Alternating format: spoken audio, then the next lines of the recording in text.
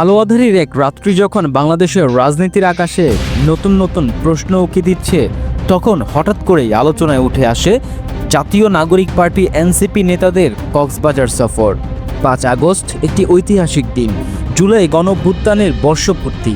এই দিনে যেখানে রাজধানী জুড়ে চলছে ৩৬ জুলাই উদযাপন, মণিপুরি এভিনিউয়ের মঞ্চ কাঁপিয়ে পাঠ করা হচ্ছে জুলাই ঘোষণাপত্র।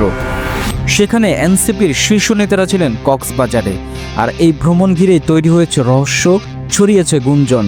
তারা কি শুধু ব্যক্তিগত সফরে ছিলেন, নাকি পর্দার আড়ালে রয়েছে গোপন কোনো বৈঠক?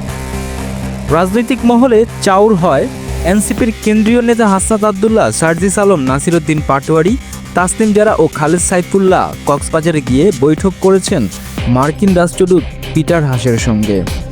এমন অভিযোগ আরও জোরদার হয় সামাজিক মাধ্যমে নানা গোষ্ঠীর পোস্ট, স্ট্যাটাস আর চ্যাট গ্রুপে।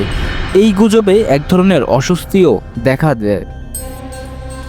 তবে এনসিপির মুখ্য সমন্বয়ক নাসির উদ্দিন পাটোয়ারি ও জ্যেষ্ঠ সদস্য সচিব তাসনিম জারা সরাসরি এই অভিযোগ অস্বীকার করেন।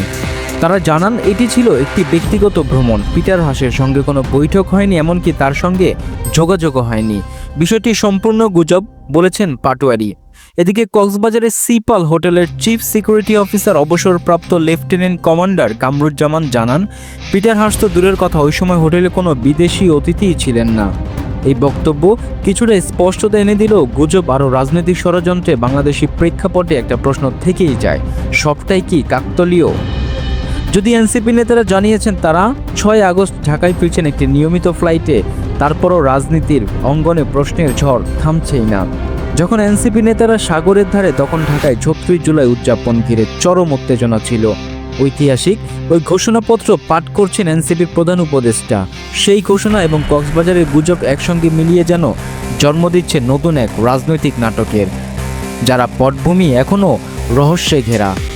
সত্য মিথ্যার এই খেলায় কে জিতবে, কে পরাজিত হবে তা সময় বলে দেবে। কিন্তু ততক্ষণ পর্যন্ত এনসিপি এই কক্সবাজার সফর এবং পিটার হাস সংযোগের গুজব রয়ে যাবে রাজনৈতিক আলোচনার কেন্দ্রবিন্দুতে।